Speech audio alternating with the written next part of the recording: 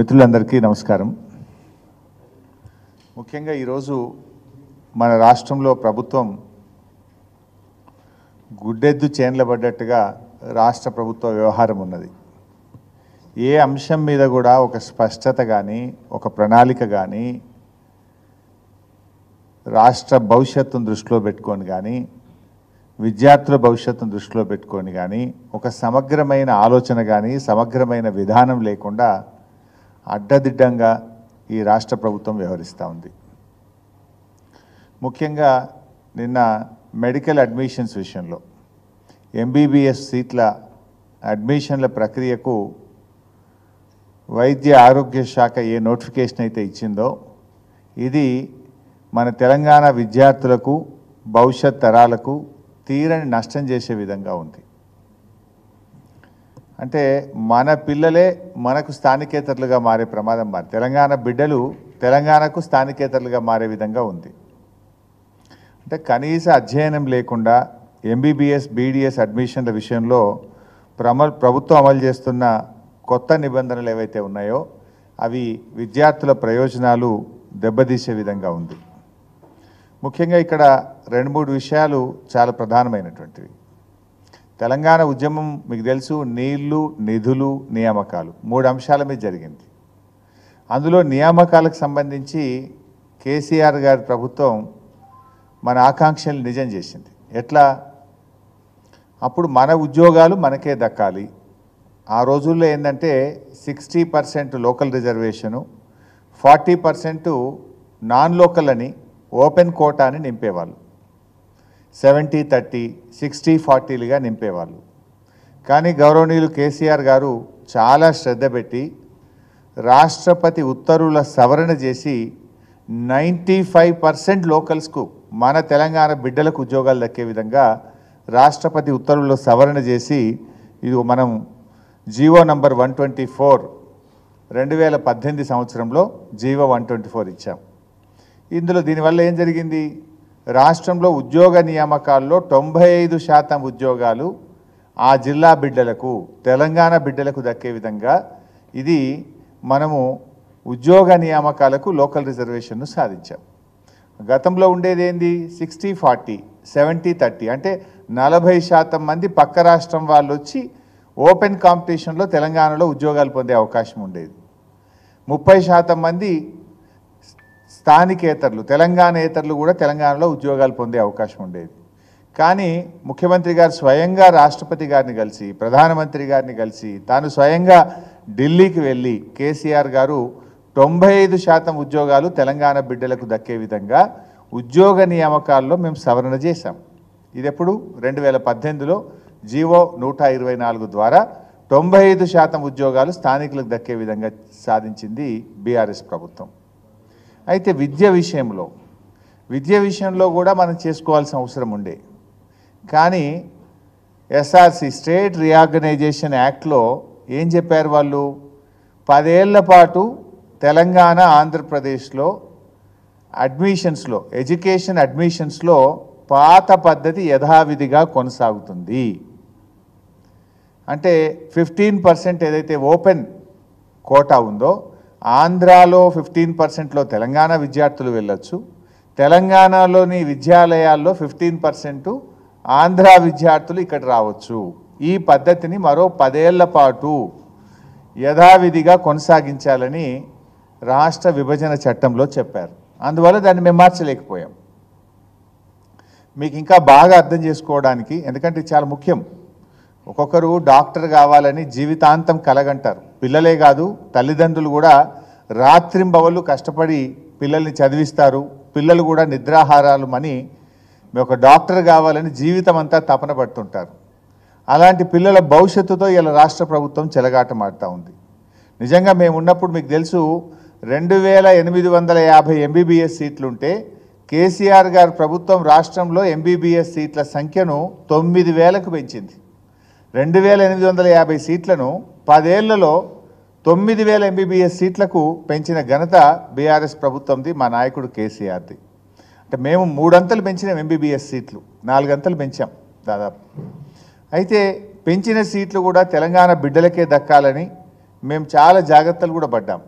ఉదాహరణకు ఇందాక నేను చెప్పాను 15% ఓపెన్ కాంపిటీషన్ ఉండాలి, ఏది మెడికల్ సీట్లలో కానీ ఇంజనీరింగ్ సీట్లు కానీ అన్ని విద్యాలయాల్లో అన్నప్పుడు తెలంగాణలో 2014 రోజు మనకు 20 మెడికల్ కాలేజీల్లో 2850 సీట్లు ఉండేది.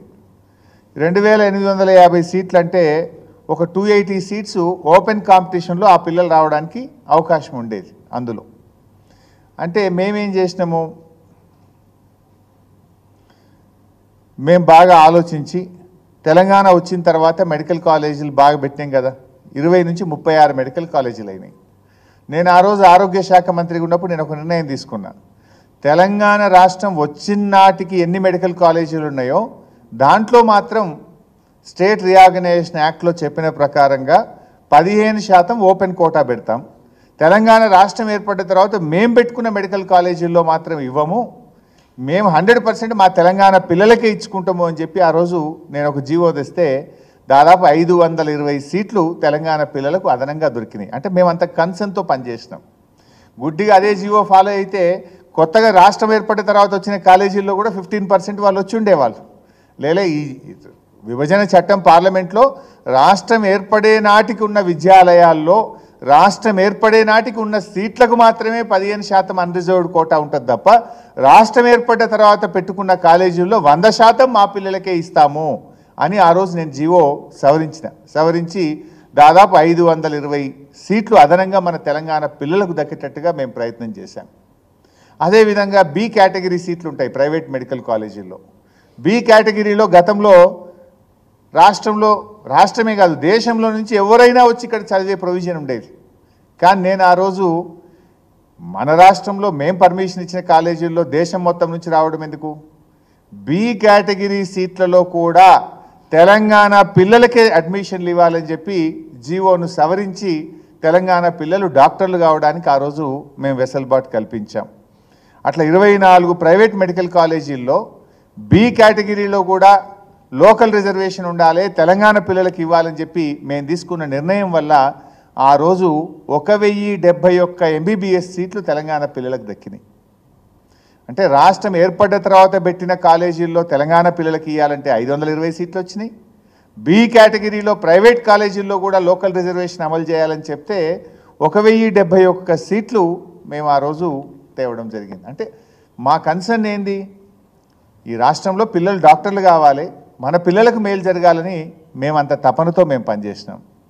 కానీ ఇప్పుడున్న ప్రభుత్వం ఏం చేసింది, ఎంబీబీఎస్ అడ్మిషన్లో ఆదరబాదరగా అనాలోచితంగా ఈరోజు మన తెలంగాణ పిల్లలకు నష్టం జరిగేటట్టు చేసినారు. ఇక్కడ మీ అందరికీ తెలుసు 1969 తెలంగాణ ఉద్యమం జరిగినప్పుడు ఆ రోజు విద్యా ఉద్యోగాల్లో ఎక్కడి వాళ్ళకి అక్కడ ఉద్యోగాలు దొరకాలి, ఎక్కడి వాళ్ళకి అక్కడ విద్యా అవకాశాలు ఉండాలని ఇది 1979లో 646 అని ఒక జీవో ఇచ్చారు. 1979 646 జీవో. అప్పటి ఆంధ్రప్రదేశ్ను 3 భాగాలు చేసిండ్రు, తెలంగాణ, ఆంధ్ర, రాయలసీమ.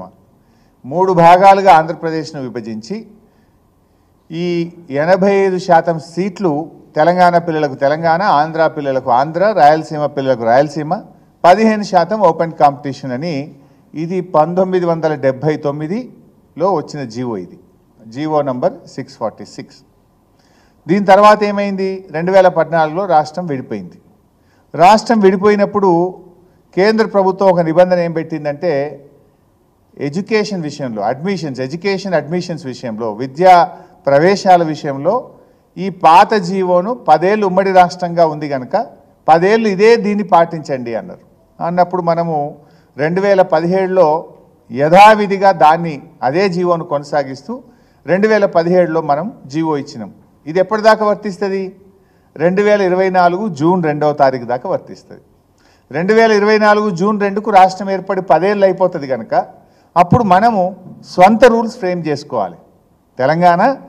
ఫస్ట్ టైం తెలంగాణ రాష్ట్రము తన స్థానికతను నిర్ధారించుకోవడానికి మన సొంత రూల్స్ ఫ్రేమ్ చేసుకునే అవకాశం తెలంగాణకు దక్కింది.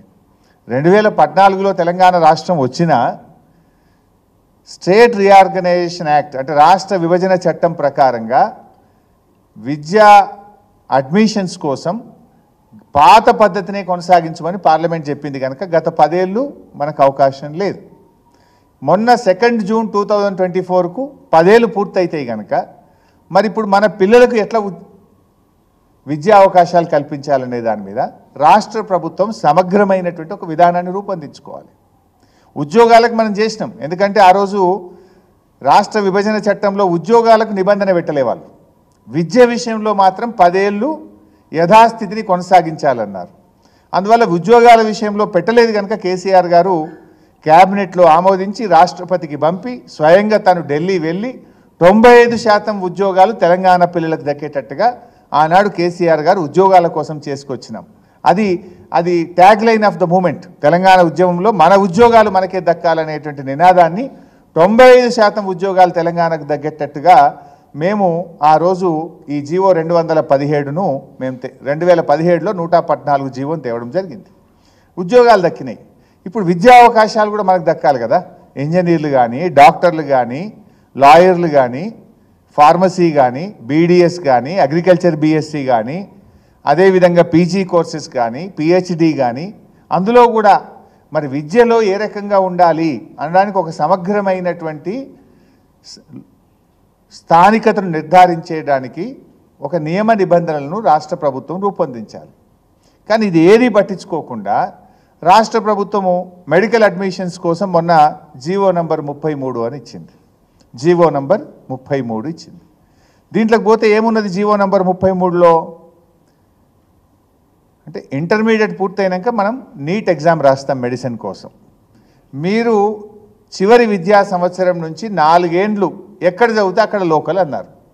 అంటే ఇంటర్మీడియట్ 2 ఏండ్లు, 9th 10th 2 ఏండ్లు, 9, 10, 11, 12 ఈ 4 ఏండ్లు చదివితే నువ్వు లోకలు అని ఇందులో పెట్టేసినారు. యాక్చువల్గా ఇది ఎప్పుడు ఈ 9th 10th 11th 12th అనేది ఎప్పుడుంది? ఇది ఆల్రెడీ నేను ఇందాక చెప్పినటువంటి 1979వ సంవత్సరం జీవోలో అదే ఉన్నది. దాన్ని యథావిధిగా కొనసాగించండి అంటే 2017 జీవోలో కూడా అదే ఉంది. కాకపోతే అందులో ఆ జీవోలో ఏముందంటే ఇది ఒకటే లేదు. మీరు చూస్తే పారాగ్రాఫ్ 1, 2 ఈ ఫస్ట్ పారాగ్రాఫ్ 1, 2 మాత్రమే పెట్టిండ్రు. కింద ఏమున్నది ఇంకా దీని యాజ్ ఇట్ ఈజ్ మొత్తం పోతే మీరు గడిచిన 7 సంవత్సరాల్లో అంటే మీరు ఇంటర్మీడియట్ నుంచి నీట్ ఎగ్జామ్ రాయడానికి ముందు 7 సంవత్సరాల్లో 7 సంవత్సరాలు మీరు ఇక్కడ చదివి ఉండాలి. బై పొరపాటున 2 ఏండ్లు బయట చదివితే అట్లీస్ట్ మ్యాక్సిమం 7లో మ్యాక్సిమం అంటే 4 years 4 ఏళ్ళైనా ఇక్కడ చదివి ఉంటే మీరు లోకల్ అవుతారు. 7 ఏండ్లలో 4 సంవత్సరాలన్న తెలంగాణలో చదివి ఉంటే మీరు లోకల్ అవుతారు అనేది ఉండదు. దాన్నేమో తొలగించేసిండ్రు. ఓన్లీ లాస్ట్ 4 years అనేది పెట్టేసిండ్రు.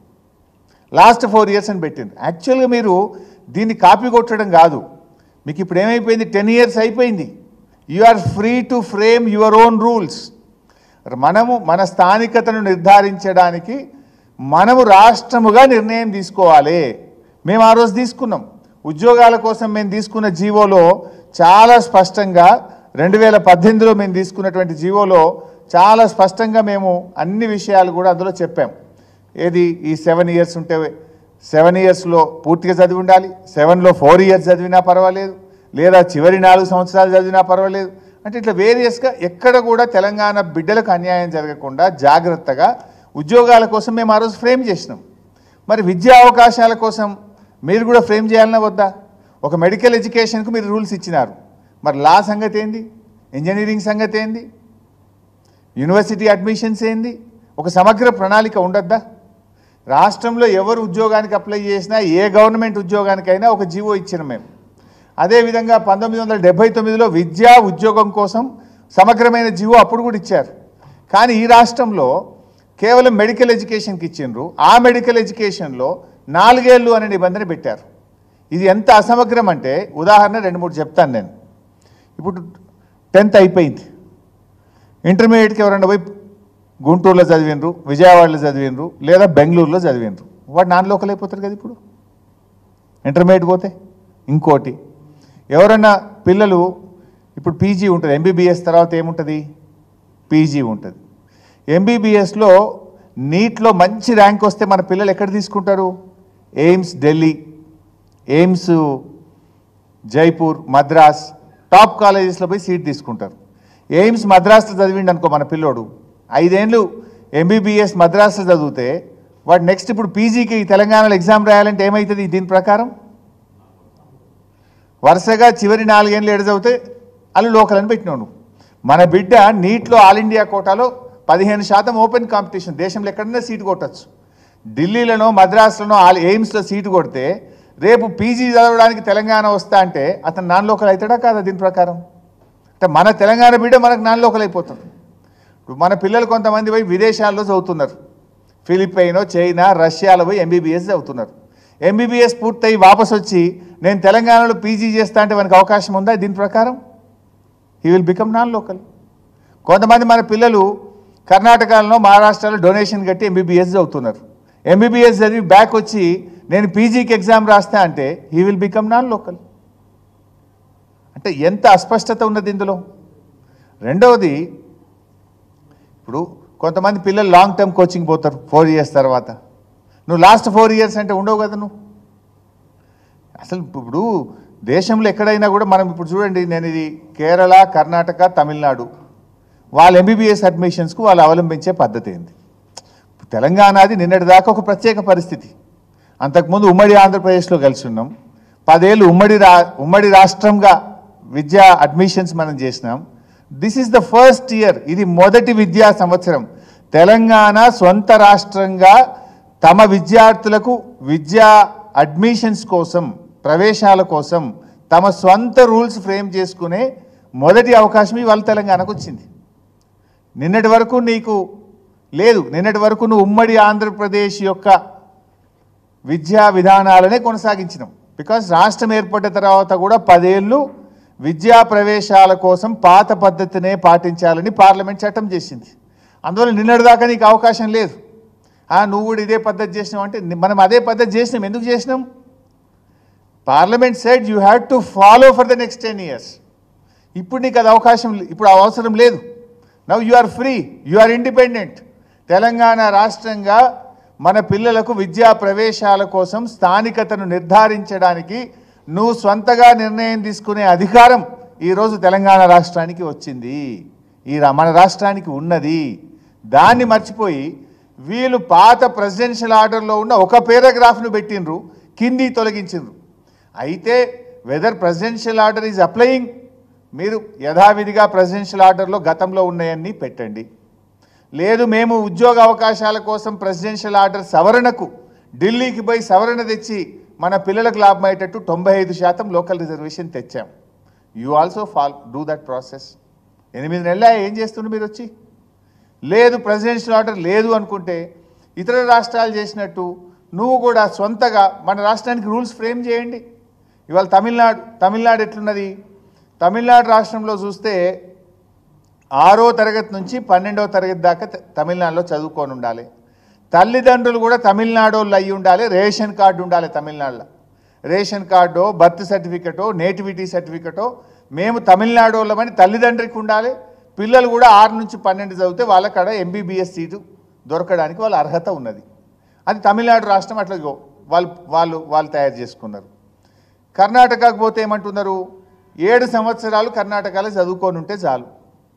తల్లి కానీ తండ్రి కానీ ఇద్దరుంటే ఇంకా మంచిది. ఒక్కరన్నా కర్ణాటకలో ఉండి ఉంటే వాళ్ళ పిల్లలు కర్ణాటక పిల్లలుగా పరిగణించి వాళ్ళకు ఎంబీబీఎస్ సీట్లకు అడ్మిషన్ ఇస్తాం. ఇది కర్ణాటక పద్ధతి. కేరళలో ఒక పద్ధతి ఉంది. కేరళలో ఏమంటున్నారు? వాళ్ళ పిల్లలు కేరళలోనే చదువుకొని ఉండాలి. కేరళలో స్థిర నివాసం తల్లిదండ్రులకు ఉండాలి. ఇతర రాష్ట్రాల ఉన్నతాధికారులు ఐఏఎస్లు, ఐపీఎస్లు కేరళకు వచ్చి వాళ్ళు ఉద్యోగం చేస్తే వాళ్ళ పిల్లల్ని కూడా కేరళ పిల్లల్లాగానే చూస్తాము అని కేరళ రాష్ట్రం కూడా తయారు చేసుకున్నది. మరి మనము ఫస్ట్ టైం ఇప్పుడు 10 ఏళ్ళు అయిపోయింది కనుక రాష్ట్రం ఏర్పడిన తర్వాత you are free to frame your own rules. మీరు ఆ రూల్స్ ఫ్రేమ్ చేయకుండా ప్రెసిడెన్షియల్ ఆర్డర్లో ఒక పారాగ్రాఫ్ పెట్టి మిగతాయి తొలగించారు. దీనివల్లే అప్పుడేముండే 4 ఏళ్ళు ఇక్కడే చదువుకొని ఉండాలి, ఇది ఇంటర్మీడియట్ 9th 10th, లేదా గత 7 సంవత్సరాల్లో 4 ఏళ్ళు తెలంగాణలో చదివి ఉన్నా కూడా నువ్వు లోకల్గా ఎలిజిబిలిటీ అవకాశం ఉండేది. ఇవన్నీ గమనించాలి కదా. పోనీ పీజీ అడ్మిషన్స్ రేపు మరి పీజీలో ఎట్లా? నువ్వు ఎంబీబీఎస్లో నీట్లో ఇతర పక్క రాష్ట్రంలో చదివి వస్తే నీ పీజీలో మన సీట్లు అసలు ఈ పిల్లలకి పీజీలో తెలంగాణలో చదువుకోవడానికి అర్హతనే కోల్పోతారు. ఇక ఎంబీబీఎస్ బయట చదివితే తెలంగాణలో తెలంగాణ పిల్లలు తెలంగాణలో పీజీ చేయడానికి అర్హత కోల్పోతారు. తెలంగాణ పిల్లలు ఇంటర్మీడియట్ పక్క రాష్ట్రంలో ఎక్కడన్నా చదివితే వాళ్ళు తెలంగాణలో ఎంబీబీఎస్ అడ్మిషన్కు అర్హత కోల్పోయే విధంగా మీరు రూల్స్ ఫ్రేమ్ చేసినారు. ఆ రోజు ఉన్న రూల్స్లో దీంతో పాటు కింద 1, 2, 3, 4 దెర్ ఆర్ 4 ఆప్షన్స్. కానీ మీరు ఒక ఆప్షన్ పైది మాత్రం పెట్టి కింది తీసి పడేసిండ్రు. అంటే ఎంత అనాలోచితంగా ప్రవర్తిస్తున్నారు. ఈ రాష్ట్ర భవిష్యత్తు మీద, పిల్లల భవిష్యత్తు మీద మీకు ఏమాత్రం ఆలోచన లేకుండా పోయింది. అయినా ఇది ఒక మెడికల్ అడ్మిషన్స్కి ఇచ్చేసినారు మీరు. Total state as a whole విద్యా ప్రవేశాల కోసం ఈ రాష్ట్రంలో స్థానికతను ఎలా నిర్ధారిద్దాము అనడానికి ఒక ప్రణాళిక ఉండాలనే వద్దా రాష్ట్రానికి? ఏం చేయాలి రాష్ట్రము?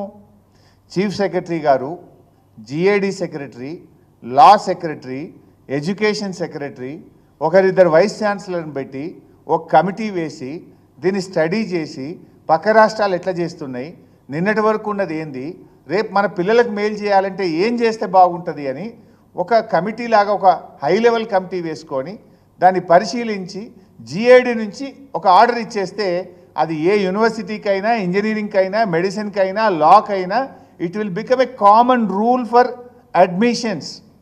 కానీ మీకు అసలు ఈ గవర్నమెంట్ నడిపే విధానం మీద మీకు ఇంకా అవగాహన రావడం లేదా? గవర్నమెంట్ను ఎట్లా నడపాలో మీకు తెలవడం లేదు. Is it the way? ఎడ్యుకేషన్కి ఒక సిస్టమ్ ఉండాలి. మెడికల్ కోర్టు ఇప్పుడు ఎవరిది వాళ్ళు ఇస్తారా? మెడికల్ అడ్మిషన్స్కి మీరు ఇచ్చేస్తారు. ఇది కూడా అంతా తలా తోక లేకుండా, ఒక సరి అయినటువంటి విధానం లేకుండా ప్రెసిడెన్షియల్ ఆర్డర్లో ఒక పేరాన్ని పెట్టి ఒక ఆప్షన్ని పెట్టి మిగతా 2 ఆప్షన్స్ తొలగించి సింపుల్గా మీరు మెడికల్ అడ్మిషన్స్కి ఇచ్చిండ్రు. దీనివల్ల మన పిల్లలకు చాలా నష్టం జరుగుతుంది. రేపు మెడిసిన్లో, రేపు పీజీలో అన్యాయం జరుగుతుంది. మన తెలంగాణ పిల్లలు ఇంటర్మీడియట్కు బయటకు పోయినా, లాంగ్ టర్మ్ కోచింగ్ పోయినా ఆ పిల్లలకు ఈరోజు అన్యాయం జరిగే అవకాశం ఉంది. అంటే మీరు పూర్తి అనాలోచితంగా ఈ ప్రభుత్వం పనిచేస్తూ ఉంది. మీరు చేయాల్సిందేంది? విద్యా ప్రవేశాల కోసం తెలంగాణలో ఏ రకంగా మనం స్థానికతను నిర్ణయిద్దాము అని ఒక క్లారిటీ ఉండాలన్నా వద్ద గవర్నమెంట్కు.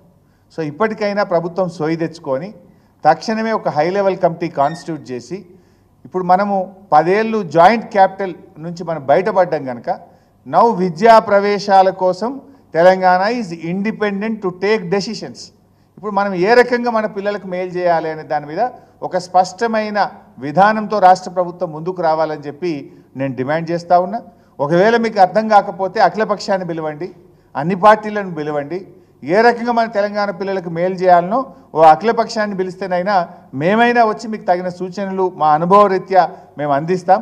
అందరం కలిసి తెలంగాణ పిల్లలకు మేలు చేసే విధంగా పనిచేద్దాం. ఆ రోజు మేము ప్రైవేట్ కాలేజీల్లో బి కేటగిరీ సీట్ల విషయంలో జాగ్రత్త వహించాం. తెలంగాణ ఏర్పడ్డాక కొత్త కాలేజీలు పెడితే 100% పిల్లలకు మన పిల్లలకు దక్కేటట్టుగా మేము ప్రయత్నం చేసినాం. కానీ మీరు అసలు గాళ్ళ దీపంలాగుంది మీ పాలన. ఒక అవగాహన లేకుండా మీరు వాళ్ళు చేస్తూ ఉన్నారు. నాకు అర్థమవుతలేదు అసలు. డైరెక్టర్ మెడికల్ ఎడ్యుకేషన్ ఏం చేస్తున్నాడు? వైస్ ఛాన్సలర్ హెల్త్ యూనివర్సిటీ ఏం చేస్తున్నాడు? మరి ఈ సెక్రటరీ ఎడ్యుకేషన్ ఏం చేస్తున్నట్టు? ఇంత అవగాహన లేకుండా ఉంటారా? Is it the way? కొన్ని లక్షల జీవితాలు కదా ఇది. లక్షల మంది విద్యార్థులతో మీరు చెలగాటమాడుతున్నారు. ఎంత కష్టపడతారు పిల్లలు డాక్టర్ కావాలని? 9,000 ఎంబీబీఎస్ సీట్లున్నాయి ఈరోజు మన రాష్ట్రంలో. ఆ పిల్లల జీవితం ఒకసారి మిస్ అయిపోతే, ఒక విలువైన విద్యా సంవత్సరం మిస్ అయిపోతే ఎంత కష్టపడతారు ఆ పిల్లలు? లీగల్గా కూడా కోర్టుకు పోయినా ఇదంతా కూడా పెద్ద సమస్యగా మారే అవకాశం ఉంది. సో ప్రభుత్వం ఇప్పటికైనా క్లారిటీ తెచ్చుకొని జిఏడితో సంప్రదించి ఒక హై లెవెల్ కమిటీ వేసి తక్షణమే ఈ జీవోను సవరణ చేయాలి. విద్యా ప్రవేశాలలో స్థానికత నిర్ధారణ కోసం ఒక స్పష్టమైన అవగాహనతో రాష్ట్ర ప్రభుత్వం ముందుకు రావాలి. అడ్మిషన్స్ అన్నీ కూడా జరుగుతూ ఉన్నాయి. విద్యార్థులకు ఇబ్బంది కాకుండా చూడాలని చెప్పి మేము ప్రభుత్వాన్ని డిమాండ్ చేస్తున్నాం.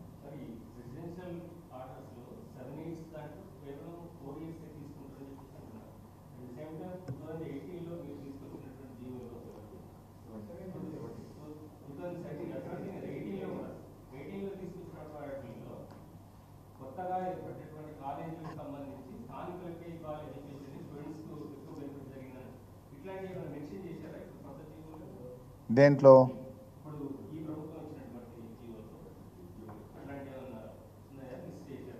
ఏం ఇవ్వలేదు, అదే ప్రాబ్లం. వీళ్ళు ఓన్లీ ఏం చేసిందంటే మీకు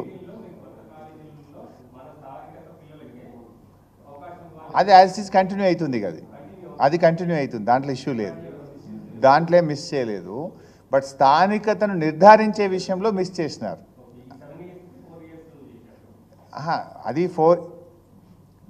ఇంటర్మీడియట్ వరకు ప్రీవియస్ 4 years తెలంగాణలో చదివి ఉంటే చాలు అని గతంలో ఉంది, అది ఇప్పుడు కూడా ఉంది. అయితే గతంలో దీంతో పాటు ఇంకో ABCD స్థానికత కోసం ప్రెసిడెన్షియల్ రూల్లో 4 విధానాలు, 4గిట్లలో ఏ ఒక్కటి ఉన్నా కూడా పిల్లలకు అర్హత ఉండేది. వీళ్ళ 4గిట్లో 3 తొలగించి మొదటిది మాత్రమే పెట్టేసినారు. యాక్చువల్గా ఇప్పుడు ఏంటంటే అది presidential rule, you have to reframe now. నిన్నటి దాకా నీకు అవకాశం లేదు. ఎందుకు? రాష్ట్ర విభజన చట్టం యథాస్థితిని కొనసాగించండి, 10 ఏళ్ల దాకా దీన్ని మార్చొద్దు అని చెప్పింది. విద్య కోసం, ఉద్యోగాల కోసం చెప్పలేదు కదా. ఉద్యోగాల కోసం ఢిల్లీకి పోయినాం. 95% స్థానికులకు, తెలంగాణ బిడ్డలకు ఉద్యోగాలు దక్కే విధంగా రాష్ట్రపతి ఉత్తర్వులను సవరించి ప్రభుత్వం జీవో తేవడం జరిగింది. 2017లో మనం దాన్ని తెచ్చుకున్నాం. ఉద్యోగాల విషయంలో మేము ఎట్లయితే తెచ్చినామో విద్యా ప్రవేశాల కోసం కూడా ఈరోజు రాష్ట్ర ప్రభుత్వం స్పందించి స్పష్టమైనటువంటి విధానాన్ని లోకల్ రిజర్వేషన్ నిర్ణయించడం కోసం చెప్పాల్సినటువంటి బాధ్యత ప్రభుత్వం మీద ఉంది. ఒక్కొక్క డిపార్ట్మెంట్, ఇప్పుడు ఎనిమల్ హస్బెండరీలో కూడా విద్యా ప్రవేశాలు ఉంటాయి, ఫిషరీస్లో విద్యా ప్రవేశాలు ఉంటాయి, ఫారెస్ట్లో విద్యా ప్రవేశాలు ఉంటాయి, రెగ్యులర్ ఎడ్యుకేషన్ డిపార్ట్మెంట్ ఉంటుంది. ఇట్లా ఒక్కొక్క డిపార్ట్మెంటు డిసైడ్ చేయదు. It has to be decided by GAD. ప్రభుత్వంగా క్యాబినెట్గా ఒక నిర్ణయం తీసుకొని ఒక పాలసీని ఇస్తే అన్ని విద్యాలయాలు దాన్ని పాటిస్తాయి. కానీ అట్లా పాటించకుండా ఇలా మెడికల్లో ఇచ్చినటువంటి జీవో అసంబద్ధంగా, అసమగ్రంగా తెలంగాణ పిల్లలకు నష్టం చేసే విధంగా జీవో తెచ్చారు. అందువల్ల ఈ ప్రభుత్వానికి, అందుకే నేను మొదట్లోనే అన్నాడు, గాల్లో దీపంలాగుంది పాలన. ఇప్పటికైనా కళ్ళు తెరవండి, అర్థం కాకపోతే అఖిలపక్షాన్ని పిలవండి, మేము కూడా వచ్చి తగిన సూచనలు చేస్తాం, రాష్ట్ర ప్రయోజనాలు కాపాడదాం, మన విద్యార్థులకు తెలంగాణలో అడ్మిషన్స్ దొరికే విధంగా ప్రభుత్వం నిర్ణయం తీసుకోవాలనేటువంటిది మా యొక్క సూచన.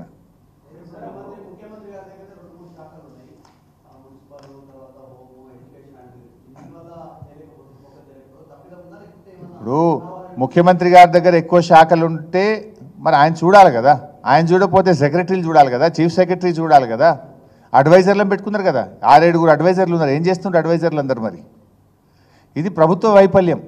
ఇది అందరూ, ముఖ్యమంత్రి కానీ, ప్రభుత్వంలో ఉండే క్యాబినెట్ కానీ, అధికారులు, totally it is the government failure. వీళ్ళకు నిర్లక్ష్యం, అడ్మినిస్ట్రేషన్ ఫెయిల్యూర్, ప్రభుత్వ వైఫల్యం. తర్వాత ప్రధాన ప్రతిపక్షంగా మేము ప్రభుత్వాన్ని తట్టి లేపడం మా బాధ్యత. అట్లీస్ట్ మాకు ఇలా స్టేట్ ఇంట్రెస్ట్ ఉంది, ఇలా పొలిటికల్ ఇంట్రెస్ట్ కాదు. దీంట్లో మన తెలంగాణ పిల్లలకు రేపు నష్టం జరగద్దు అనేటువంటిది మా తన్లాట. కేవలం 4 ఏళ్ళు నువ్వు ప్రీవియస్ 4 years నువ్వు చదివితేనే లోకల్ అన్నావు. రేపు నీట్లో నీకు బెస్ట్ ర్యాంక్ వచ్చి ఎయిమ్స్ ఢిల్లీలో చదివితే తెలంగాణలో వాడు అనర్హుడైపోతాడు రేపు పీజీకి కాడా? Is it the way? జనరల్గా వేరే రాష్ట్రాలు ఏం చేస్తున్నాయి, 1 to 10th ఎక్కువ ఈ స్కూల్ ఎడ్యుకేషన్ను లేదా తల్లిదండ్రుల యొక్క నివాసాన్ని ప్రామాణికంగా చేసుకొని స్థానికతను నిర్ణయిస్తున్నారు. తమిళనాడు, కర్ణాటక, కేరళ, ఆయా రాష్ట్రాల్లో ఒక విధానం ఉంది. Now it is our state. ఇప్పుడు మనం ఒక నిర్ణయం తీసుకోవాలి, ఒక డైరెక్షన్ తీసుకోవాలి. నిన్నటి దాకా నీకు ఎందుకు అవకాశం లేదు? కేంద్రం ఏం చెప్పిందంటే 10 ఏళ్ల పాటు ఉమ్మడి ఆంధ్రప్రదేశ్లో విద్యా ప్రవేశాలకు ఏ విధానం ఉందో అదే పాటించండి అన్నారు కనుక వీ ఫాలోడ్ దట్. ఇప్పుడు మొన్న 2 June 2024 నుంచి you are free, you are at liberty to frame your own domicile rules.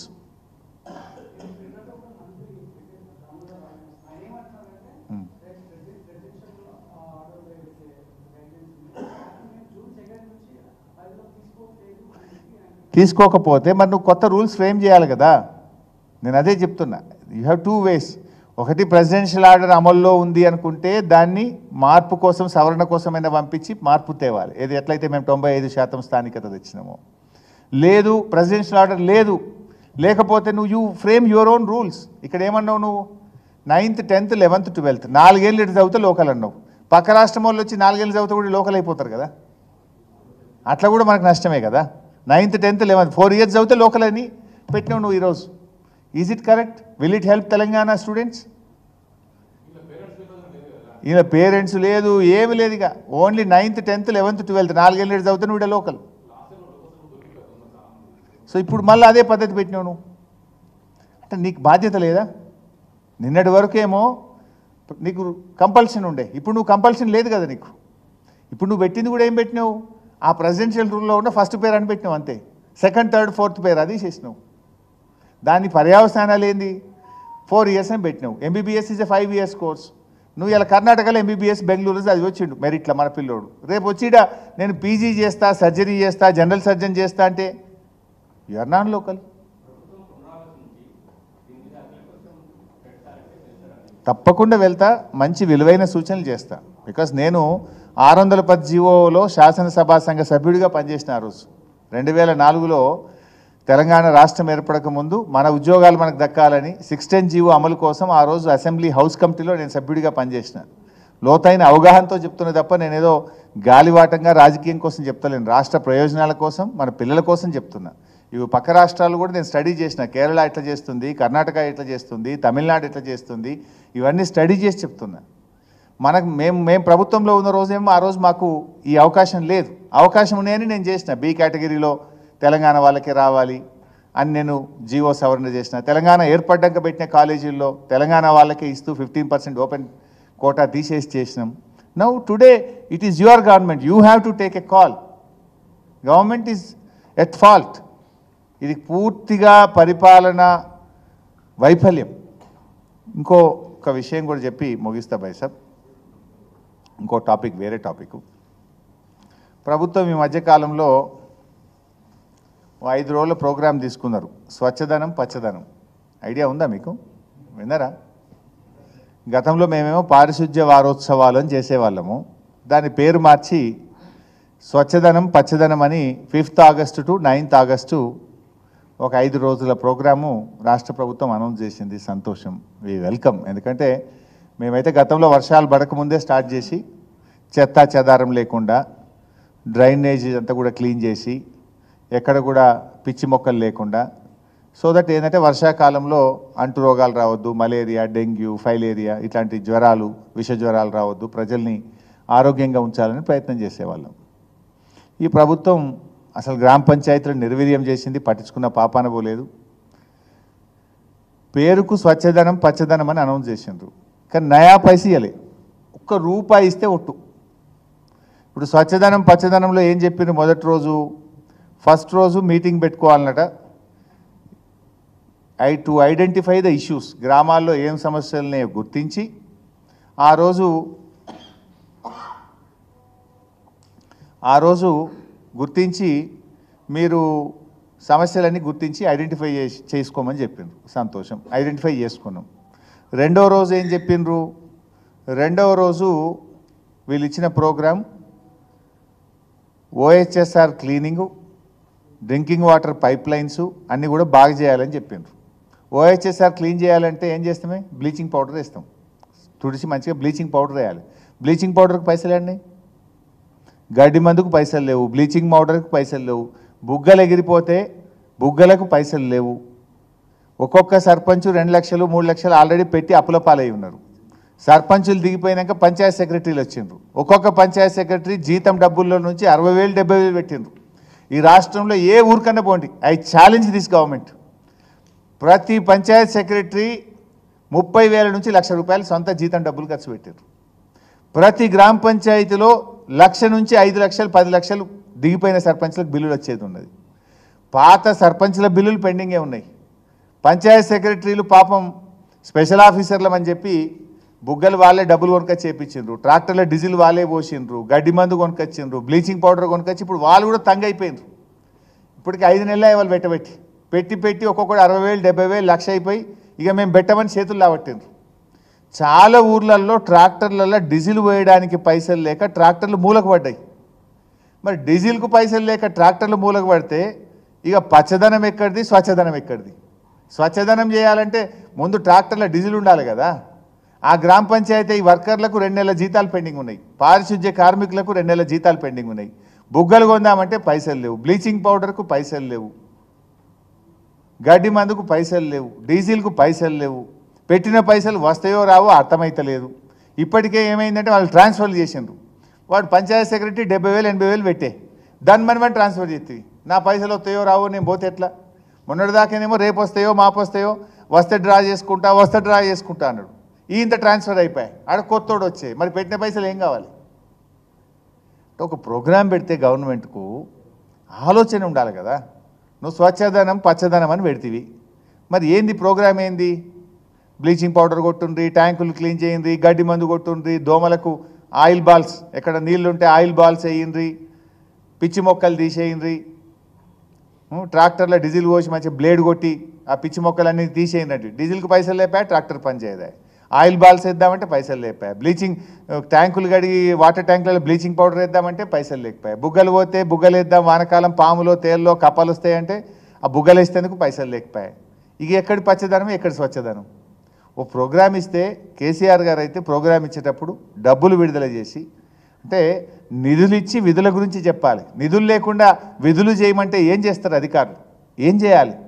మొక్కుబడిగా ప్రోగ్రాం చేయడమే తప్ప అసలు ఆ ప్రోగ్రామ్ సక్సెస్ అవుతుందా? మీరు వచ్చిన 8 నెలలుగా, ఇవాళ కరెక్ట్గా 8 నెలలు కాంగ్రెస్ గవర్నమెంట్ అధికారంలోకి వచ్చి ఇవాళకి 8 నెలలు పూర్తయినాయి. 8 నెలలు అయింది మీ గవర్నమెంట్ వచ్చి. గ్రామ పంచాయతీలకు 8 పైసల నిధులు ఇచ్చిండ్రా అని నేను అడుగుతున్నా. 8 పైసా, ఒక్క పైస ఇస్తే ఒట్టు గాలికి వదిలేసిండ్రు. ఇవాళ గ్రామాల్లో పోతే పాపం ప్రజలు పట్టణాల్లో గ్రామాల్లో మలేరియా, డెంగ్యూ, వైరల్ ఫీవర్స్తో బాధపడుతున్నారు, పిచ్చి కుక్కలతో బాధపడుతున్నారు. ఆసుపత్రుల్లో బెడ్లు దొరకలేవు, ఆసుపత్రుల్లో పోతే మందులు దొరకలేవని నిన్న సాక్షి పేపర్ రాసింది, ఇలా వెలుగు పేపర్ రాసింది. పొద్దుగాల పేపర్ చదివిన. మందులు పోతే స్కానింగ్ మిషన్ పనిచేస్తలేదట, కొన్ని గోళీలు ఏమో లేనేలేవు, బయట కొనుక్కోమంటున్నారట, 30 రోజుల గోళీలు రాస్తే 10 రోజులకే ఇచ్చిండ్రట. అంటే దవాఖానలలో గోళీలు కూడా లేవు. ఇక మీ పాలన గట్లున్నది. ఇది వెలుగు పేపర్ల, ఆంధ్రజ్యోతిలో, సాక్షిలో, పత్రికల్లో వచ్చిన వార్తలు చదువుతున్నాను. ఈ మీ పత్రికలు ఇలా ఈ పరిస్థితి ఉన్నది. ఇలా గోళీలు లేవు, దవాఖానల మంచాలు లేవు. ఎందుకు లేవు? పచ్చదనము పరిశుభ్రత లోపించి గందరగోళమైన పరిస్థితి ఉంది ఇలా గ్రామాల్లో పోతే. ప్రోగ్రామ్ ఇస్తే కనీసం వాళ్ళకి ఏమైనా పైసలు ఉన్నాయా? డీజిల్ పైసలు ఉన్నాయా? వాళ్ళ జీతం ఇచ్చినామా? బ్లీచింగ్ పౌడర్ ఉందా? బుగ్గలు ఉన్నాయా? ఆలోచన ఉండద్దా? ఏం ప్రోగ్రామ్ ఇస్తారని నాకు అర్థం కాదు. ప్రోగ్రామ్ ఇస్తే ఏమని చేయాలి? వాడు పోయి ఆఫీసర్లు ఎట్లా పని చేయాలి? నయా పైసా లేకుండా చెట్లు పెట్టుండ్రి అంటే ఆ చెట్లకు కనీసం ట్రాన్స్పోర్ట్ చేయడానికి ట్రాక్టర్ వద్దా? డీజిల్ వద్దా? చెట్లు తీసుకుపోయి వేయాలంటే ట్రాక్టర్లో డీజిల్ వద్దా? చెట్లు పెట్టడానికి ఆ కూలీలకి పైసలన్నీ ఇవ్వాలన్నా వద్దా? అంటే మీకు అసలు ఆగమ్య గోచరం, అంతా గందరగోళం, అయోమయం, ఒక అవగాహన లేమి, కన్ఫ్యూజన్. ఎవరు చెప్పరు, ఎదురు చెప్పి ఇప్పుడు కనీసం చెప్పే పరిస్థితి లేదు అక్కడ ఎవరు. ఒక కలెక్టర్ లేచి సార్ మరి డబ్బులు ఎట్లా లేవు, ఈ ప్రోగ్రామ్ ఎట్లా చేయాలని మాట్లాడే ధైర్యం ఇలా పాపం వాళ్ళకు లేకుండా చేసిండ్రు. మీరు ఏమనంటే భయపెట్టిస్తున్నారు మీరు. ఈ రకంగా ఇలా అసలు హరితహారం అనేది ఒక పండగలాగా జరిగే తెలంగాణలో గత 10 ఏళ్ళు, కానీ ఇలా మొక్కుబడిగా మారిపోయింది. ఆనాడు హరితహారం ఒక పండగ తెలంగాణలో. ఒక 3 నెలలు 4 నెలలు ఎక్కడ చూసినా చెట్లు పెట్టే కార్యక్రమం జరిగేది. ఇలా ఎక్కడ చూసినా తెలంగాణలో పచ్చదనం ఎందుకు కనబడుతుంది? ఒక 10 ఏళ్ల ప్రయత్నం. ఆనాడు హరితహారం ఒక పండగ అయితే నేడు ఒక మొక్కుబడి కార్యక్రమంగా మారిపోయింది హరితహారం. అసలు మీకు పట్టింపే లేదు. ప్రోగ్రామ్ ఇస్తే ప్రోగ్రాంకు ఎట్లా జరుగుతుంది ఈ ప్రోగ్రాము? ఈ ప్రోగ్రాంలో భాగస్వామ్యం ఎవరు? దీని నిధులు ఏంటి? దీన్ని ఏ రకంగా జరగాలని ఉందా ఏమన్నా? There is no money, there is no program at all. ఇప్పటికైనా ఆలోచన చేసి నేను డిప్యూటీ సీఎం గారిని, ఆర్థిక మంత్రిని కోరుతా ఉన్నా, తక్షణమే గ్రామ పంచాయతీలకు నిధులు విడుదల చేయండి. సర్పంచులందరూ ఇబ్బందుల్లో ఉన్నారు. ఇవాళ కేంద్రం నుంచి కూడా 15వ ఆర్థిక సంఘంలో 500 కోట్లు వచ్చినాయి. అవి కూడా మీరు ఆపెట్టుకున్నారు 4 నెలలకెళ్ళి. అవి గ్రామ పంచాయతీలకు ఇచ్చే పైసలు, అవి కూడా ఆపెట్టుకున్నారు 4 నెలలకెళ్ళి. దానికి సమానంగా రాష్ట్రం ఇవ్వాలి. వాస్తవానికి సమానంగా ఇచ్చుడు పోయింది, వాళ్ళు ఇచ్చినవి కూడా తెలియరు. ఇవాళ కేంద్రం నుంచి ఉపాధి హామీ కింద గ్రామ పంచాయతీలకు ఇచ్చే 800 కోట్లు వచ్చినాయి. కేంద్రం నుంచి నేషనల్ హెల్త్ మిషన్లో 800 కోట్లు వచ్చినాయి. కేంద్రం నుంచి 15వ ఆర్థిక సంఘం కింద 500 కోట్లు వచ్చినాయి. ఈ 2100 కోట్లు ఢిల్లీ నుంచి వచ్చి నెలలు గడుస్తున్నా ఇప్పటికీ గ్రామాలకు ఇవ్వకుండా ఈ ప్రభుత్వం నిధులను మళ్లిస్తూ ఉన్నది. సరే, ఆ బీజేపీ కాంగ్రెస్ ఒకటైపోయినారు, అడుగుతలేరు వాళ్ళు. గతంలో అయితే అడిగేవాళ్ళు, ఇప్పుడు ఇద్దరు ఒకటైపోయినారు. నెలలు గడిచినా మేము 2100 కోట్లు ఇచ్చినాం, ఎందుకు గ్రామ పంచాయతీలకు ఇస్తలేమని కేంద్ర ప్రభుత్వం అడగదు, ఈ రాష్ట్రం ఇయ్యదు. ఇద్దరు ఒకటైపోయినారు, బడే బాయ్ చోటే బాయ్. ఇవాళ కనీసం మీరు రాష్ట్రం అని ఇవ్వండి, లేదు కేంద్రం ఇచ్చిన పైసలన్నీ ఇవ్వండి. ఇలా దవాఖానాలలో గోళీలు లేవంటే ఎందుకు లేవు? నేషనల్ హెల్త్ మిషన్లో వచ్చిన 800 కోట్లు మీరు ఆపెట్టినరు. గ్రామ పంచాయతీలో డీజిల్కి ఎందుకు పైసలు లేవు? కేంద్రం ఇచ్చిన 500 కోట్లు 15వ ఆర్థిక సంఘం మీరు ఆపెట్టినరు. ఇవాళ సర్పంచులు ఆత్మహత్యలు చేసుకునే పరిస్థితి ఎందుకు వచ్చింది? ఉపాధి హామీలో వాళ్ళు పనిచేసిన 800 కోట్లు కేంద్రం ఇస్తే మీరు ఆపెట్టినరు. ఇదో ఎట్లుందంటే అమ్మ పెట్టదు ఏదో అడక తీరని అన్నట్టు మీరు ఇయ్యరు, కేంద్రం ఇచ్చిన డబ్బులు కూడా ఇస్తలేరు మీరు. తక్షణమే ఈ నిధులు విడుదల చేయాలని చెప్పి ఉప ముఖ్యమంత్రి గారిని నేను డిమాండ్ చేస్తున్నాను. Thank you.